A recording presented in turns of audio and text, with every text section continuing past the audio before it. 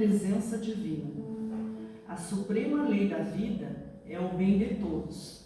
Concentre-se tão somente no bem, e sua imaginação funcionará por lente vigorosa, ampliando a visão dos bens que lhe enriquecem a vida.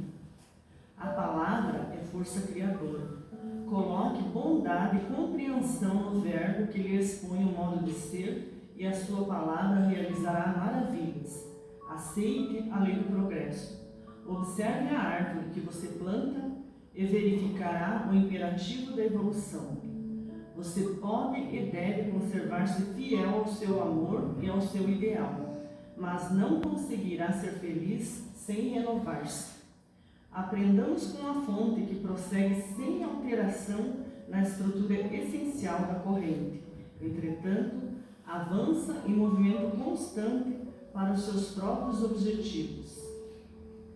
Faça de Deus o seu mentor, o seu companheiro, o seu amigo e o seu sócio, reconhecendo que é nosso dever colocar-nos em Deus, tanto quanto Deus, por suas leis, está em nós, praticando o bem com esquecimento do mal, conforme evidenciam as leis de Deus. Entreguemo-nos às obrigações que a divina providência nos confiou nos quadros do dia a dia. E em matéria de sucesso e segurança, paz e alegria, o nosso próprio trabalho, como bênção de Deus, fará o resto. Então agora eu convido a todos para nós fecharmos os nossos olhos e nesse momento imaginarmos Jesus envolvendo a nossa casa espírita, envolvendo toda a equipe espiritual que dirige a nossa casa, envolvendo também os nossos familiares que não estão presentes. Cada um também pode lembrar nesse momento um familiar, alguém que está muitas vezes precisando de oração, está doente em casa, que essas pessoas também, a equipe espiritual da casa, a equipe de trabalhadores espiritual da nossa casa, estará com certeza trabalhando nessas famílias que também estão precisando nesse momento de oração, de energia, de toda essa boa vibração. Então, através dos nossos pensamentos, nós podemos então estar auxiliando a essas pessoas a receberem toda essa energia positiva que a espiritualidade nos proporciona. Então vamos orar. Senhor, agradecemos os professores de bondade e paciência, compreensão e tolerância que nos concedes, através de todos aqueles que nos transmitem os ensinamentos que nos legaste. E manifestamos ao teu amparo a nossa gratidão pelos examinadores que nos envias, na pessoa dos nossos familiares e companheiros, adversários e observadores, para que se nos verifique o grau de aproveitamento das tuas mensagens de paz e amor. Entretanto, Jesus, entre aqueles que nos induzem a procurar as virtudes que ainda não possuímos, e aqueles outros que nos destacam os defeitos e as deficiências que ainda carregamos, nós te pedimos força e coragem para sermos simples e humildes, a fim de praticarmos as tuas lições. E assim, em teu nome, Senhor, damos por iniciada a nossa reunião desta noite. E hoje, com grande satisfação, nós recebemos o Wilson Krieger, do Centro Espírita Jesus de Nazaré, Poço Claro, que vem nos trazer a mensagem da doutrina espírita. Seja bem-vindo, Wilson.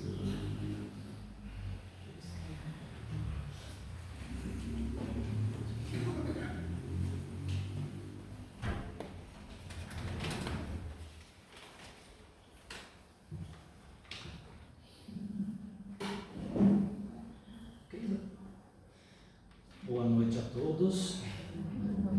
Que o amigo Jesus envolva-nos em sua paz e a espiritualidade amiga encontre acesso em nossos corações para apaziguar-nos, acalmando nossas mentes, nossos corações,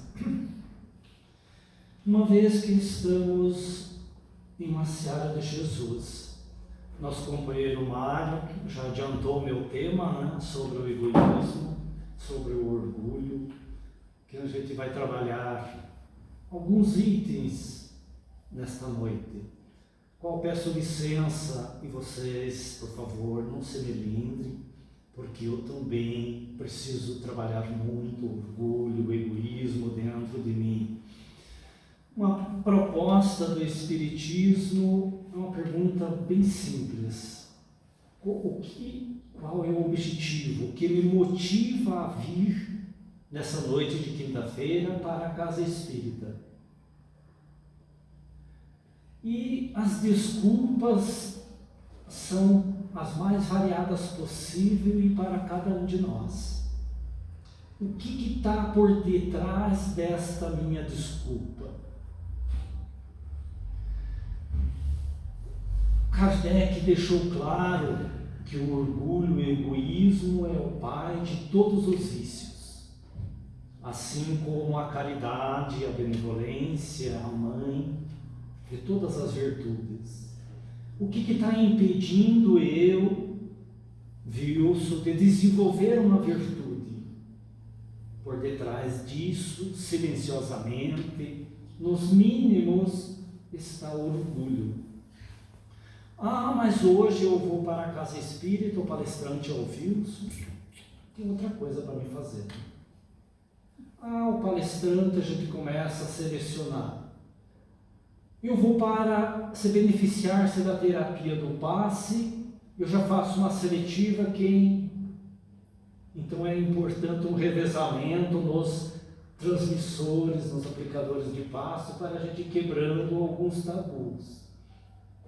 Joana de Ângeles deixa claro na série psicológica dessas sombras que nós construímos há milênios. Isso não tem nada de errado. Errado estou eu, orgulhoso em achar defeito. Mas você...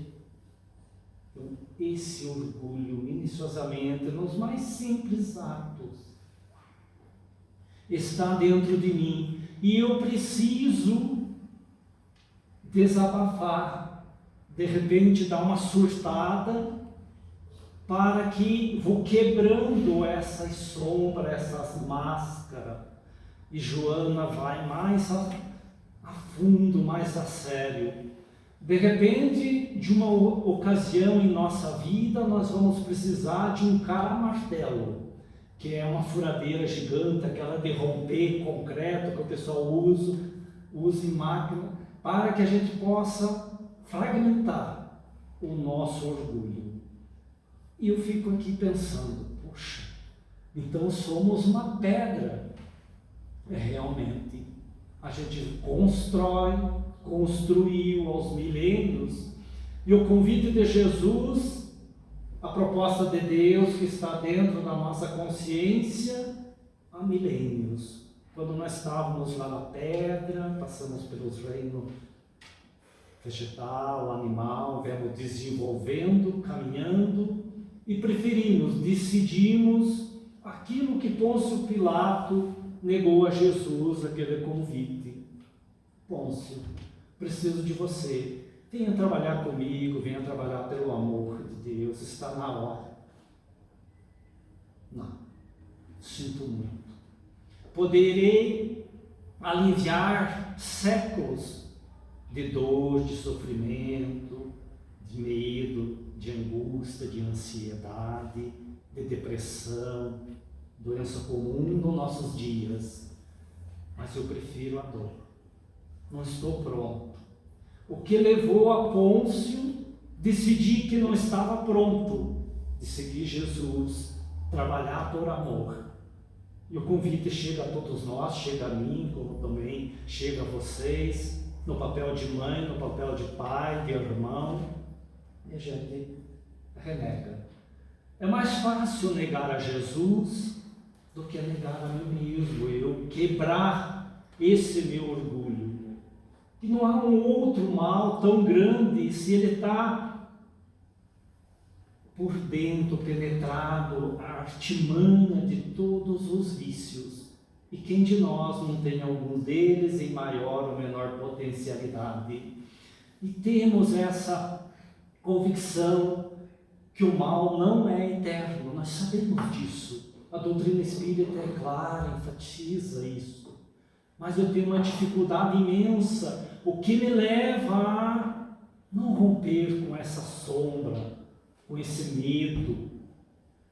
Eu venho à casa espírita porque aqui eu consigo, mesmo que seja 1 hora apenas por semana ou por mês, enfim, mas parar para perceber como é importante esse momento na casa espírita, que eu consigo acerenar um pouco os meus pensamentos fora da mídia, do celular, da conversação vazia, muitas das vezes, mas é aqui que eu encontro um pouco de paz, de equilíbrio, para mim viver mais uma semana, mais um dia. E algumas mulheres, alguns homens, na conversa que a gente tem, por que você não fica com meu marido mais tempo no centro espírita? Porque ele volta de lá um anjo. A mulher da mesma forma. Então, eu venho para a casa espírita porque aqui eu encontro essa paz que eu não encontro muitas das vezes lá na rua. Esse aconchego que me motive a vir para a casa espírita, não para ouvir a palestra, mas que eu encontre Jesus naquilo que o palestrante vai falar.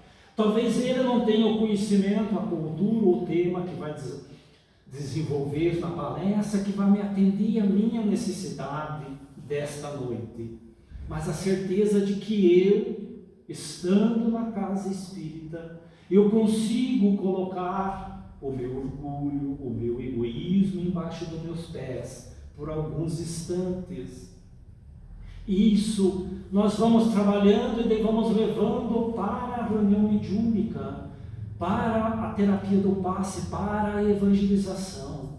Mas vamos culpar, mas eu sou egoísta porque meus pais não me educaram, não buscaram essa base, não me deram essa segurança, ok. Mas outrora eu também fui pai, eu também fui mãe, e também pequei com meus filhos, eu também errei. E vou continuar ainda. Pôncio Pilatos, agora conhecemos ele como Emmanuel, ele diz nessa negação que ele preferiu a dor. 2000 anos ele precisou para dominar o orgulho. E quem sou eu? Eu quero hoje sair aqui do centro, como diz o companheiro Alcides, né, com orgulho no cadeado, na corrente. Não é assim. Joana de Anjos nos diz, é de passo a passo. Se levemos milênios na construção dessa rocha, não é colocando uma dinamite lá, explodindo ela, nós vamos fragmentá-la. Vai distribuir pedaços em menor ou maior grau para todos os espaços, cantos de nossa vida. Mas nós vamos precisar trabalhar todos esses fragmentos. Então vejamos a delicadeza e o que leva a nós a negar Jesus hoje. Paremos para refletir um pouco. Se por detrás de mim, essa desculpa que eu arrumo de última hora, e todos nós somos hábeis, eu faço isso. Ah, mas eu esqueci. Talvez. Mas por detrás disso está o ego, a vaidade, a presunção. Botamos na balança e a renúncia, o sacrifício de vir para a casa espírita é muito maior desse sacrifício de ir para o trabalho, para outra atividade de lazer, sem sombra de dúvida. Mas, então, antes de condenar, o que nós somos hábeis, como encontramos facilidade de analisar somente os defeitos. E como eu, sendo humilhado nos meus defeitos, na cobrança direta, eu vou conseguir quebrar o orgulho dentro de mim. Eu vou me ofender, eu vou me melindrar, mas então se esse grupo não é aceita como eu sou, eu vou embora. Que decisão é essa de eu desistir de um trabalho que eu entreguei todo o esforço para fazer? Se não está o orgulho por detrás de tudo isso. Qual outro motivo eu levaria? Eu não desenvolvi as virtudes ainda, da paciência, da humildade e tantas outras, porque a paciência é uma ciência da paz, de Jerônimo Mendonça. E isso é uma construção ao longo de nossas vidas.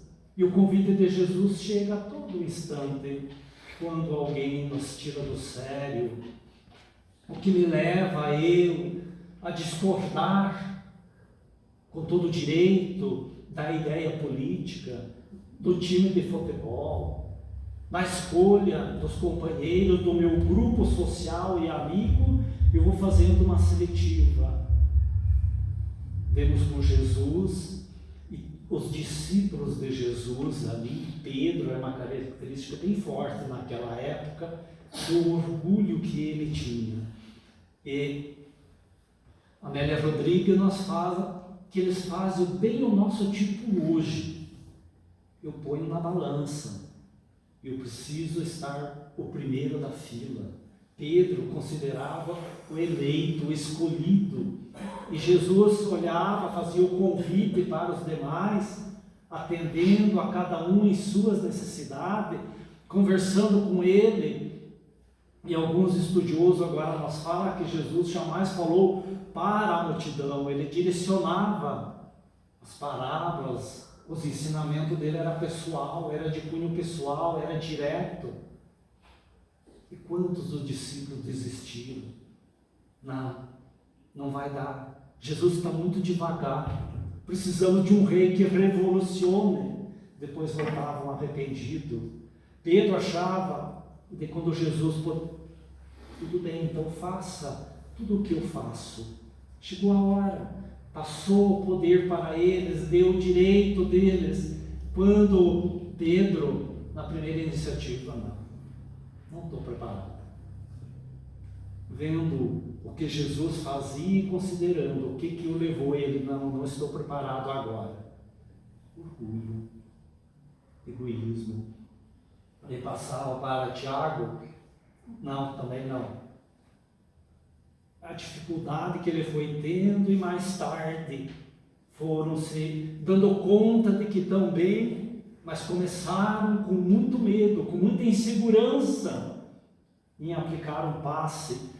E Pedro se desespera que no primeiro atendimento que ele o fez, longe de Jesus, ele desencarnou o homem.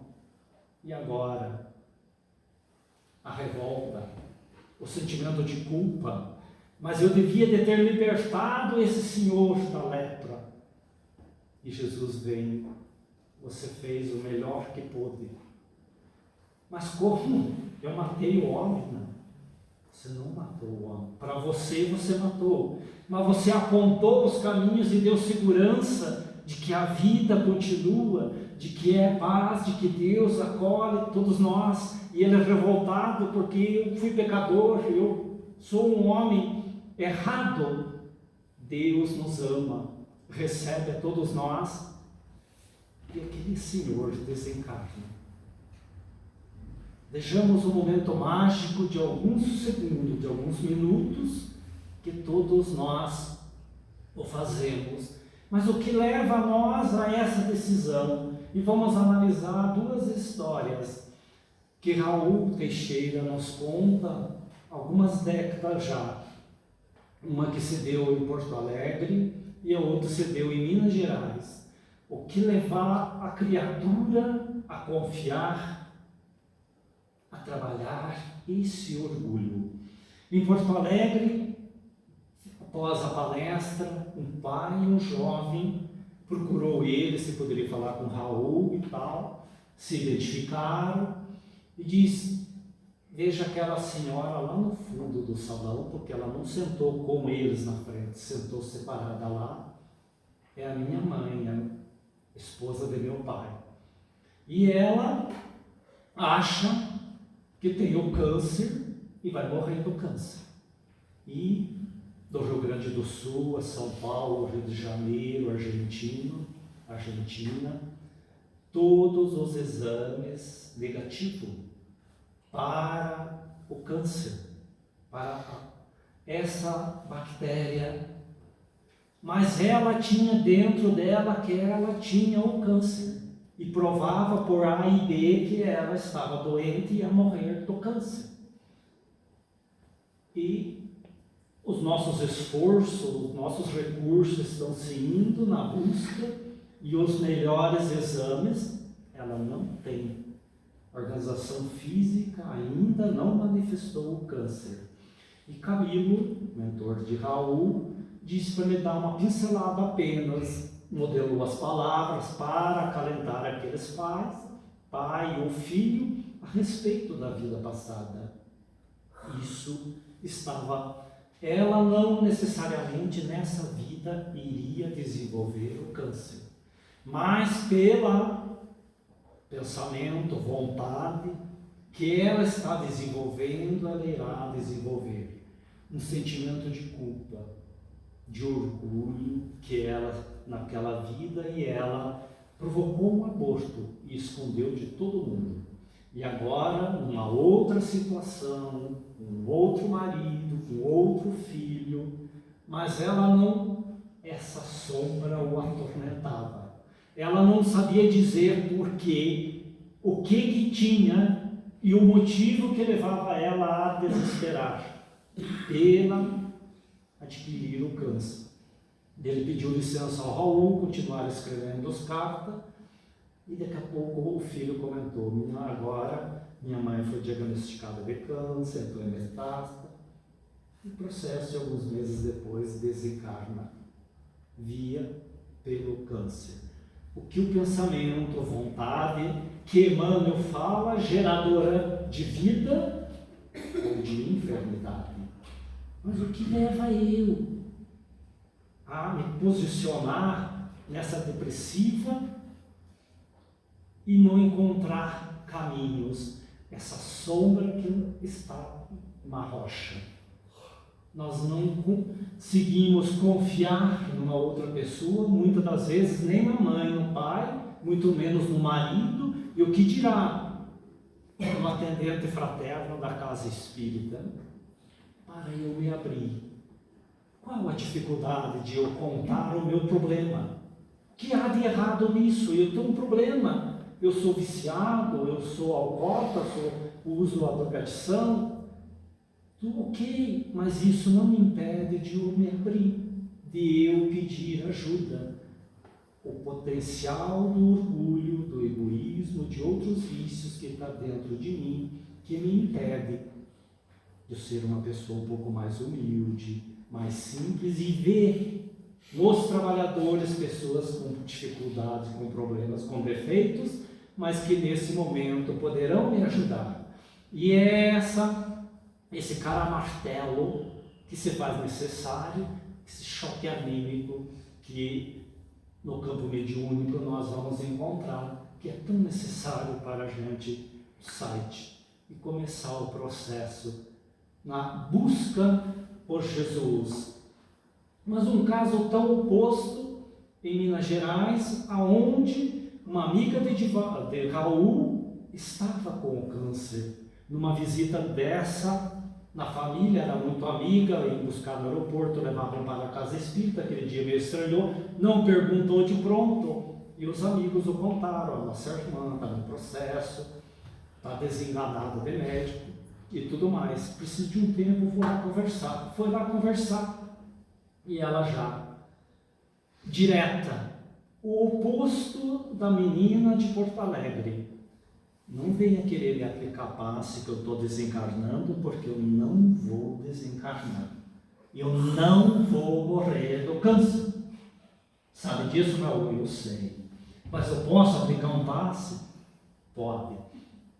Olha, ela tinha 50 crianças, 50 meninas, ela cuidava de 50 meninas em Minas Gerais, trabalhadora do centro, motivada. Naquele momento ela estava acamada, mas eu já falei com ele, com Jesus, e que ele deu um jeito nisso.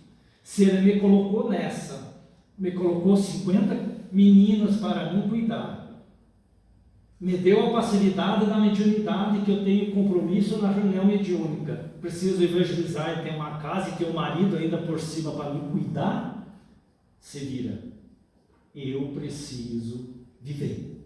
Se despediram, foram embora. Um ano depois ele volta a Minas Gerais, e aquele jeito assim, o marido com uma nova mulher. Aí. Era uma loira, agora estava morena, bela, linda. O danadinho, né? Ele já começou em minha mente, o meu orgulho, o meu egoísmo, tá vendo? Normalmente a esposa desencarnou, já arrumou outra. Mas aquele sorriso era familiar, ele não conseguia identificar naquela mulher, naquela senhora, junto com o marido. E não vinha, e Camilo, já puxando a orelha dele, presta atenção na conversa, presta atenção na fala. Mas eu olhava para cá, quando eu vinha para lá, danadinho, depois eu preciso ter uma conversa, remoendo, esbilhotando, então dizendo se Raul, se Divaldo, se Chico, com a vaidade, deixa eu aqui com a minha peruca.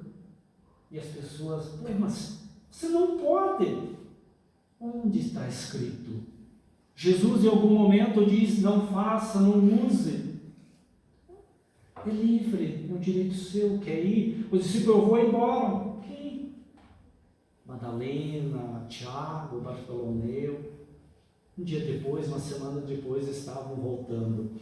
Terminou a palestra e aquele casal veio assim, e Raul, diz ele, nas palavras dele, remoendo aqui, né? Agora, ela chegou, me abraçou, e eu, engolindo a seco o meu orgulho da condenação que eu fiz, do julgamento que eu fiz. Quando ela sorriu, caiu a ficha. Mas eu não morri, Raul, estou aqui. Como agora, depois da metástase e desenganado por médicos, eu resolvi repaginar a minha vida. E por que não, agora sou uma nova mulher. Mudei a minha identidade de loira, a peruca e todo aquele processo. E as crianças estão esperando, as meninas do orfanato estão esperando por mim. Estou super bem, tranquilo. Só levei um susto, porque eu fazia terapia em casa.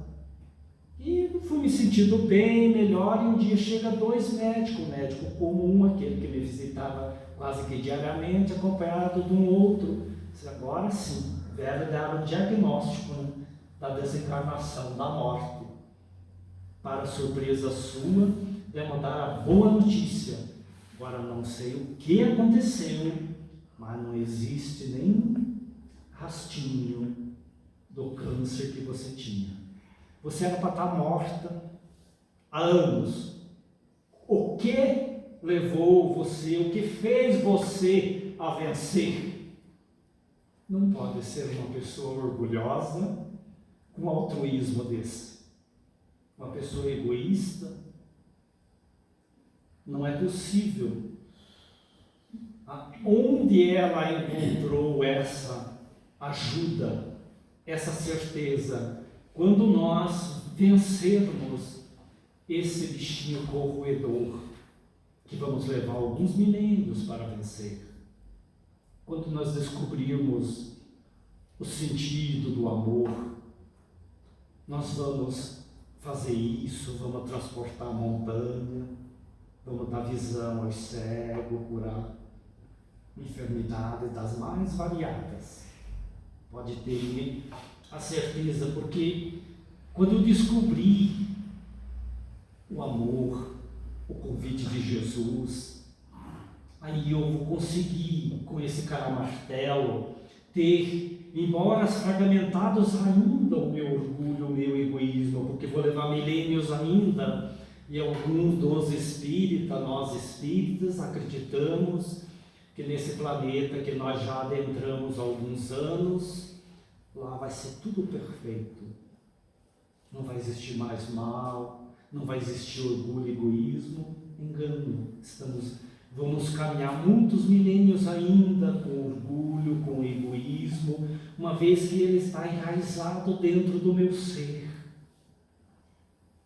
Mas lá, o amor vai falar mais alto. E ele vai estar, Emmanuel diz, o orgulho ainda está dentro de mim. Eu não erradiquei ele mesmo após 2000 anos. Eu consegui ter ele na rédea, como de uma carruagem, eu tenho ele na mão. E aí, aos poucos, ele vai se disseminando, vai desaparecendo de minha vida, assim como a maledicência e tantos outros vícios, que a gente encontra prazer em fazer isso. Mas um dia virá que a gente não vai ter prazer em falar, esbilhotar a vida do nosso próximo, porque esse orgulho eu consegui dominar. Mas como vem a virada, final de ano, começo de ano, e a gente quer revolucionar a nossa vida, quer fazer tudo, não temos força para tanto. Se numa existência, diz nos Emmanuel, com pensamento, com vontade, escolhemos um desses vícios, o mais simples, o mais pequenino, ou talvez podemos escolher aquele que está me incomodando mais ainda. E eu vou trabalhar esse. Talvez na existência eu não consiga dominar ele, deixar ele abaixo dos meus pés, mas eu tenho condições de quebrar o seu efeito devastador. O que leva nós a desconfiar das pessoas, a desacreditar, tomar partido, tomar posições bruscas, e às vezes que leva a nós a magoar pessoas que nós amamos muito. O que leva eu a decidir em desprezar pessoas que eu estou vendo pela primeira vez, ou é a minha companheira de longos anos junto, é meu filho, eu torno rebelde, num surto, eu digo coisas que vou me arrepender. O que leva a isso? É essa sombra, afirma Joana, esse orgulho e outros vícios que de vez em quando surta em nossa vida.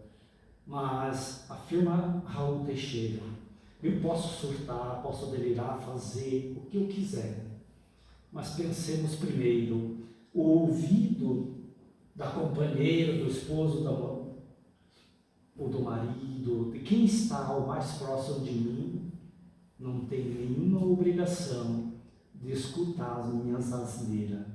Eu quero colocar para fora, eu quero vomitar, vá lá no banheiro. Critique o espelho, mas não desabafe para uma pessoa que talvez ela não esteja pronta naquele momento, naquele instante, e ela vai pensar o contrário e vai se revoltar, vai chutar o balde também. E é onde vamos vendo assim, na nossa sociedade hoje, as desavenças por tão pequenas coisas. Porque eu disse o que eu achei que eu tinha direito, e a outra pessoa não tinha a obrigação de ouvir, de aceitar e de dizer que está tudo bem. Ela também tinha o direito de se revoltar. O que leva a isso, a eu tomar essa atitude, ou a outra pessoa tomar essa atitude, se não são os vícios que ainda precisamos trabalhar? Não tenhamos medo e nem pressa. O convite de Jesus está feito a cada um de nós, não sou eu, não é a seara do Evangelho, os seus fundadores que estão repassando esse convite. É hora de caminhar, é hora de trilhar o caminho do bem, porque somente o caminho do bem nós vamos encontrar paz, vamos vencer a depressão, a ansiedade e tantas outras. O câncer já não é mais a doença do século, mas ainda tem os vestígios, e a medicina diz que quem não teve não vai ter. Não vamos ficar paranoicos, mas que ele chegue como a nossa companheira de Minas Gerais. Se Jesus me colocou nessa situação, porque me deu tanto trabalho para mim? Então vamos dar as mãos, vamos abraçar, essa proposta do Mário, que lançou tantas outras, encontrar motivo para nós vencer, porque enquanto estivermos amando, não vamos ter tempo para reclamar da vida. Muita paz a todos e que Deus nos abençoe.